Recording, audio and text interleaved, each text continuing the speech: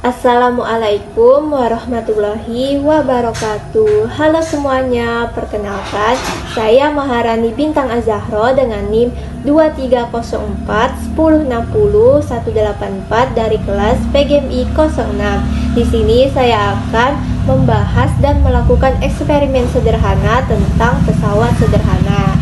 Tapi sebelumnya saya akan menjelaskan apa itu pesawat sederhana. Nah, pesawat sederhana itu adalah alat bantu sederhana yang digunakan untuk mempermudah manusia dalam melakukan suatu usaha dengan cara mengubah besar gaya yang diperlukan atau mengubah arah yang diperlukan. Nah, pesawat sederhana ini memiliki 4 jenis. Yang pertama, tuas atau pengungkit, yang kedua bidang miring, yang ketiga katrol, dan yang keempat roda. Nah, di sini saya akan membahas dua pesawat sederhana saja, yaitu tentang tuas atau pengungkit dan bidang miring. Baiklah, di sini saya akan melakukan eksperimen cara kerja tuas atau pengungkit dan bidang miring. Tapi sebelumnya saya akan menjelaskan apa itu tuas atau pengungkit dan juga bidang miring. Tuas atau pengungkit adalah alat bantu yang digunakan untuk memudahkan pekerjaan seperti memindahkan benda berat. Nah, tuas atau pengungkit ini memiliki titik kuasa, titik beban, dan juga titik tumpu. Titik kuasa adalah titik di mana diberi kuasa atau gaya. Titik beban adalah titik di mana benda atau beban itu ditempatkan. Dan titik tumpu adalah titik di mana batang tuas itu bertumpu. Nah, tuas itu memiliki 3 golongan. Tuas golongan pertama yaitu titik tumpu berada di antara titik beban dan titik kuasa. Contohnya seperti tang, gunting, penjepit rambut, dan juga jungkit. Nah, tuas golongan kedua yaitu titik beban di antara titik kuasa dan titik tumpu. Contohnya alat membuka botol, pemecah kemiri, gerobak roda 1. Dan tuas golongan ketiga yaitu titik kuasa di antara titik beban dan titik tumpu. Contohnya seperti pinset, stapler, penjepit makanan, dan juga sekop. Selanjutnya ada bidang miring. Bidang miring ini merupakan salah satu pesawat sederhana yang digunakan untuk mempermudah suatu usaha dalam menaikkan benda ke tempat yang lebih tinggi. Contoh bidang miring dalam kehidupan sehari-hari itu seperti obeng, pisau, sekrup, dan tangga berkelok. Baiklah, untuk eksperimen pertama yaitu tuas golongan pertama. Di sini saya menggunakan penggaris yang berukuran 30 cm, penghapus, dan koin 500 perak yang ukurannya sama. Baiklah, untuk percobaan pertama saya letakkan penghapus sebagai titik tumpu, lalu penggaris di atas titik tumpu. Nah, yang ini dinamakan titik beban dan ini dinamakan titik kuasa. Dari titik tumpu ke titik beban dinamakan lengan kuasa. Dari titik tumpu ke titik kuasa disebut lengan kuasa. Baiklah, untuk percobaan pertama saya letakkan koin ini di titik beban. Lalu saya letakkan juga koin ini di titik kuasa. Maka yang terjadi adalah penggaris menjadi seimbang. Jarak dari titik tumpu ke titik beban yaitu 15 cm dan juga jarak dari titik kuasa ke titik tumpu 15 cm. Untuk percobaan kedua saya letakkan koin ini di titik beban. Maka yang terjadi penggaris menjadi tidak seimbang. Untuk agar seimbang, kita geser penggaris ke titik beban sampai menjadi seimbang.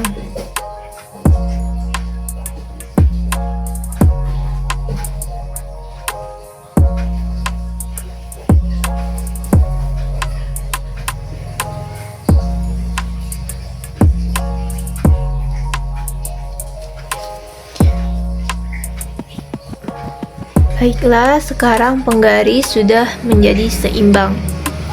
Jarak dari titik tumpu ke titik beban yaitu 13 cm dan jarak dari titik kuasa ke titik tumpu yaitu 17 cm.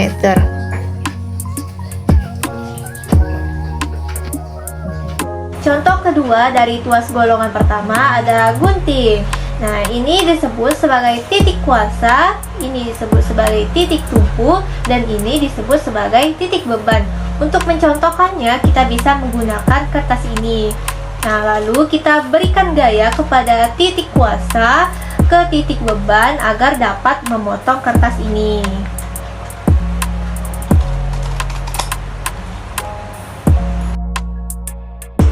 Baiklah, untuk eksperimen tuas golongan kedua, saya menggunakan botol sirup dan pembuka tutup botol. Botol sirup sebagai titik beban, tutup botol sirup sebagai titik tumpu, dan pembuka tutup botol sebagai titik kuasa. Cara pengaplikasiannya, dekatkan pembuka tutup botol ke tutup sirup. Seperti ini. Lalu pegang titik beban yaitu botol dan berikan gaya pada pembuka botol agar tutup botolnya terbuka. Seperti ini.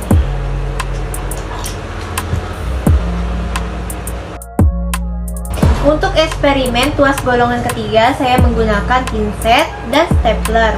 Nah, untuk pinset di ujung sini ditempatkan sebagai titik tumpu, di tengah sini sebagai titik kuasa, dan di ujung sini sebagai titik beban. Cara pengaplikasiannya, kita letakkan di titik beban pada beban yang ingin ditempatkan, lalu berikan gaya terhadap titik kuasa, lalu jepit seperti ini. Sama seperti pinset tadi, stapler juga begitu. Ini merupakan titik tumpu, di tengah sini titik kuasa, dan ini titik beban. Cara pengaplikasiannya yaitu tempatkan titik beban, lalu berikan gaya terhadap titik kuasa. Nah, seperti ini. Untuk eksperimen benda miring, saya menggunakan box yang tingginya 30 cm, box yang tingginya 15 cm, beban sekitar 150 gram, benang, papan alas sebagai benda miring yang berukuran 30 cm, dan stopwatch. Baiklah, untuk percobaan benda miring yang pertama, saya menggunakan box yang berukuran tingginya 15 cm dan beban yang sudah saya ikat dengan benang tadi. Baiklah, mari kita mulai menghitung menggunakan stopwatch. 1, 2, 3.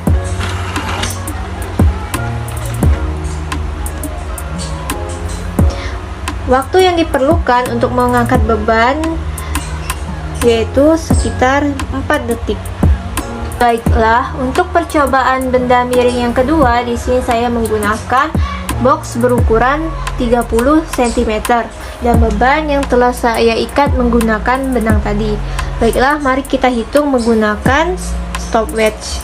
1, 2, 3.